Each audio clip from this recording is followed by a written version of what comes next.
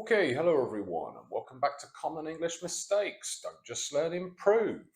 So today we're going to look at a mistake with present perfect, which I heard at a comedy club recently. This is all about whether things are finished or unfinished. Periods of time, but also situations where it gets a little bit more difficult. So we'll look at that and also some phrases you can use with unfinished present perfect. Also a very useful phrasal verb which you can use in your everyday conversation. Last thing to say is this will just be present perfect simple. I covered the difference between present perfect simple and continuous in another video. I suggest watching that after this one. So anyway, the mistake is up here. Did you have a good time so far? So just pause the video, try to correct the sentence. And well done if you said, have you had a good time so far? So at the comedy night I went to, it was 1 hour comedy, a short break, 1 hour comedy. And in the middle, halfway, the host, the person running the event, asked this question. However, the event was unfinished. There was still 1 more hour. When things are unfinished, we need to use present perfect. Subject, has, have, past participle, or more simply, what I call V3, the third form of the verb. Eat, ate, eaten, drink, drank, drunk, have, had.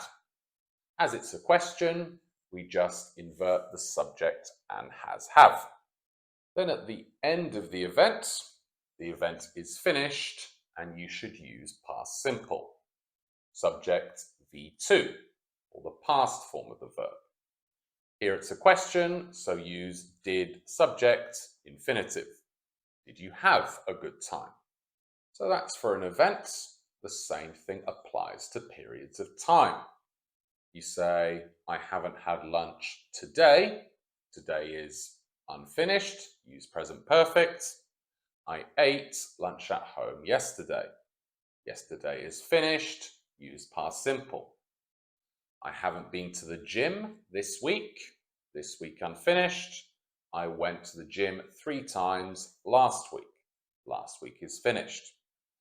There are going to be situations where you can use both at the end of a time period. For example, on Friday, your friend asks you, have you had a good week? Because the week is unfinished. However, it's Friday, so essentially it's finished. So you can also say, did you have a good week? Similarly, at maybe 6 o'clock in the evening, you ask, have you had, did you have a good day? So that's for time periods. The same rules apply for things or events. For example, you're watching a football match and you say, this match, unfinished, has been really exciting. The last match, finished, was really boring. Or in the real world, at the moment, I'm watching True Detective. This season, the new one, unfinished, has been really good. The last one I watched, season 2, finished, was pretty bad. When it gets a little bit more difficult or complicated is when the context can be finished or unfinished. So look at these 3 pairs of sentences here. Just pause the video, think how the people, situations are different and why we use present perfect or past simple in each sentence. And well done for the first 2. If you said the context is Brad Pitt is alive, his life is unfinished, so he has been in over 100 films, whereas Marilyn Monroe is dead, finished, so she was in 29 films. And then for the next 2, the context is their careers. So Big Ronaldo, in my opinion, the better of the 2 Ronaldos. His career is finished, so he scored 414 goals. Whereas obviously Haaland has a lot of football to play, career unfinished, he has scored over 200 goals. For actors and musicians, things like this, we don't really think of them stopping their careers, so I'd always use present perfect. Bruce Springsteen, 74, has released 21 albums. And then for the next one, the Romans, as a group of people, no longer exist, finished, so they invented things like central heating, whereas humans, fingers crossed, have a long time left to live on the earth, unfinished, so humans have discovered many things. Generally with human achievements, they continue to happen, unfinished, so use present perfect. For example, over 6,500 people have climbed Mount Everest. So let's do a quick bit of practice and improve. Just pause the video, look at the situations, think whether they are finished or unfinished, and complete the sentences with either past simple or present perfect. And well done if you said, many famous bands have played at the venue in my city. The venue is still here, unfinished, but the old one, going to be finished, held a Beatles concert, past simple.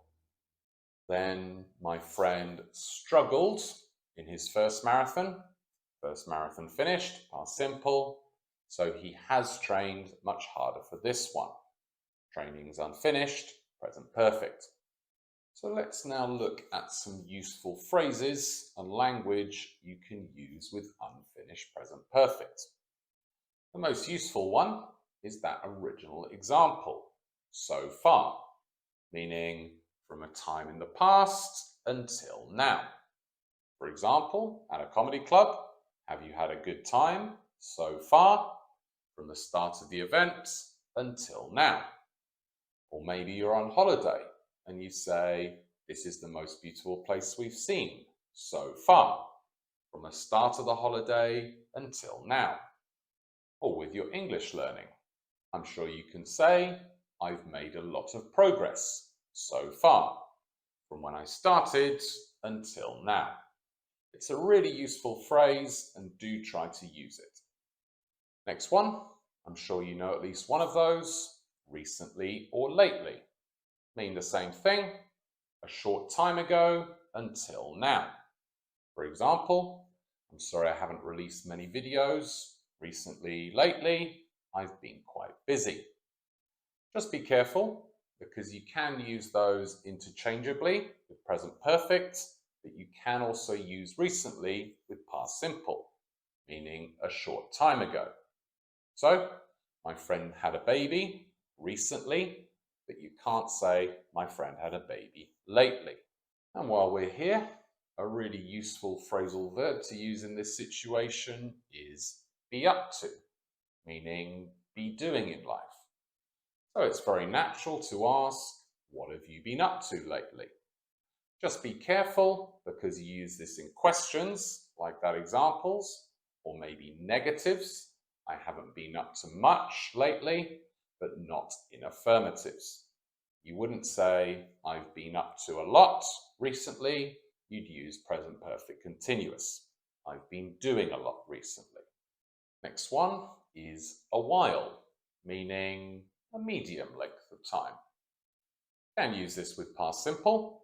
For example, I was at the doctor's for a while last week, but we also use it with present perfect.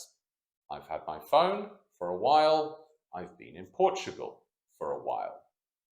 As it's a period of time, we should use the preposition for, but it's quite natural here to drop it.